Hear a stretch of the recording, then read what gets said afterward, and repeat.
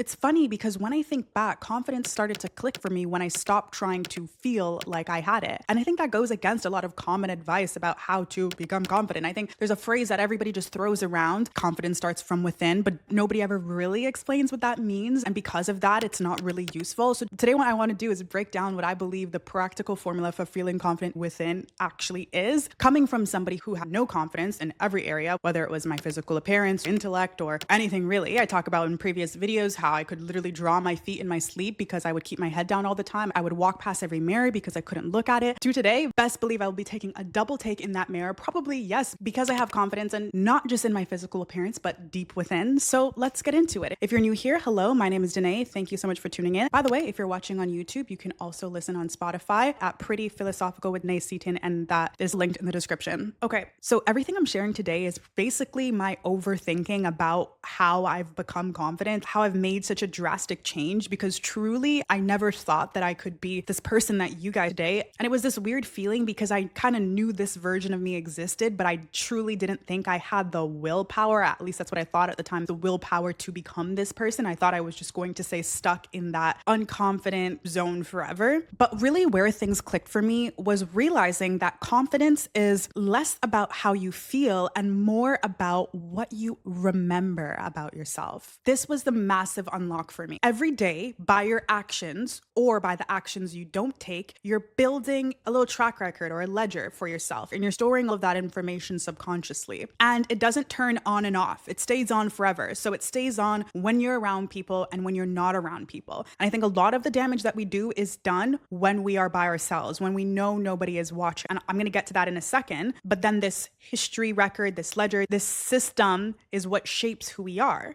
confident or unconfident. And this is why fake it till you make it doesn't really work long term, because you can't really fake history. And I mean, in the real world, they try and fake history, but what happens in the dark comes to light. Like, things are always exposed, basically. And if you are not confident, but you are faking it, at some point, your act is going to shake, it's going to break, and the mask is going to come off. So confidence, I believe now, is earned over time through your actions, especially the actions you take or choose not to take when nobody is around you, watching, or knows. In previous videos, I talk about the importance of solitude and spending time with yourself and truly feeling good within yourself. It all kind of comes together, especially when it comes to confidence. So I think in the past, a big part of it, I'm not saying this is the entirety of feeling unconfident, but a big part of it is breaking promises to yourself, even the tiny ones. I actually thought of this entire video idea when I was in the gym the other day. I was doing a HIIT workout class. It was really intense and I was getting super tired. We're all doing the workout together. We were supposed to do 12 reps.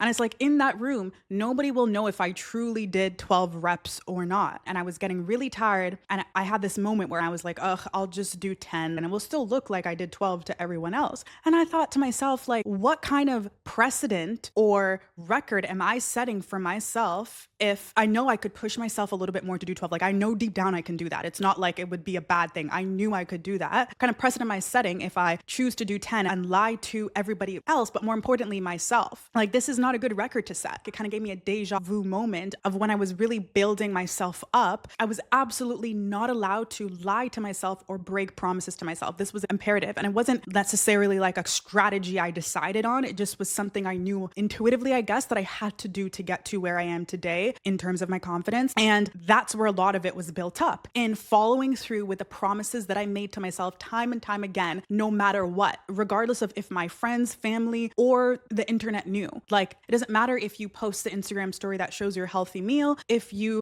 didn't actually fully eat the healthy meal, or you threw it out and you ate something else after. I don't know. Like, it doesn't matter what you show to others. It matters what you show to yourself, and the true record that's set that can't be erased, because that is actually what tells your brain or yourself who you are. Even if you look put together or you feel pretty, you'll feel that disconnect because you know that confidence isn't backed up by facts. So ultimately, what you need to do is become someone that you truly trust. And your decisions day to day, even the micro decisions, are what builds that self-trust over time. If you say you're going to wake up at 7, you wake up at 7. If you say you're not going to text him back, you don't text him back. If you say you're not going to text her back, you don't text her back. If you say you're going to show up and be a better friend, you show up when it matters and be a better friend. If you say you're going to quit your job and find another job or start a side hustle or do that, you do that thing. Because what happens is when you do this, you start to respect yourself. Think about the people that you respect. They match their words with their actions outwardly to you. You must do this with yourself. And until you do that hard work, you will not feel true confidence within. It starts on the inside. What's funny is I think when you start to feel aligned,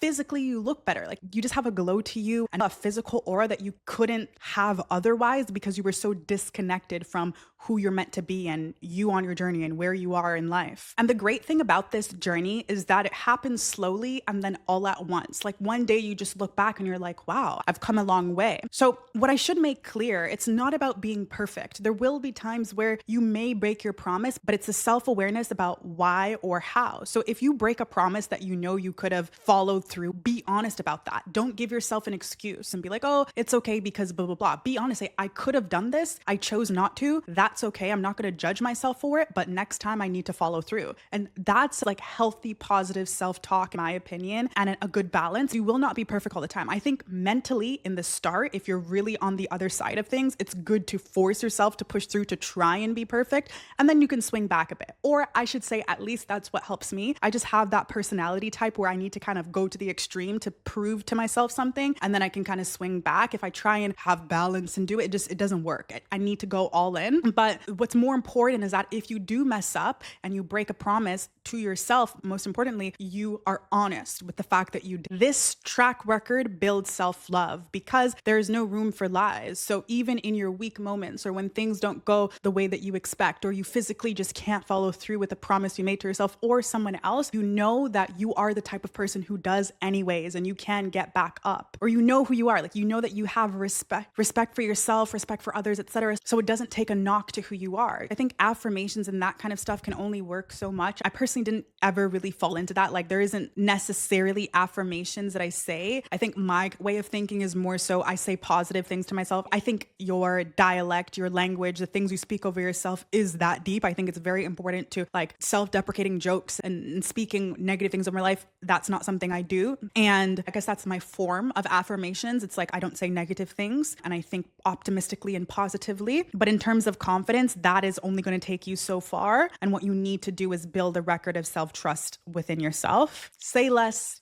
do more, prove to yourself more. And if you do that long enough, you'll wake up one day so confident, so in love with yourself and who you are. Like, wow, I'm really that guy. I'm really that girl. Like this energy needs to feel like when someone's around you, they need to feel like they're third wheeling with you. It needs to be a little bit insufferable. So yeah, be honest with yourself, be around people who are honest with you, and understand that it takes time. It's a process. It's not going to happen overnight. It's consistent, honest action over time. If you truly do this, you will see a difference. I promise if you leave this video and you do this for 6 months to a year, things will change. You will feel more confident. And if you don't, it's because you didn't do every step. Every step is important. And when it does work, come back here and let me know. Bye, guys.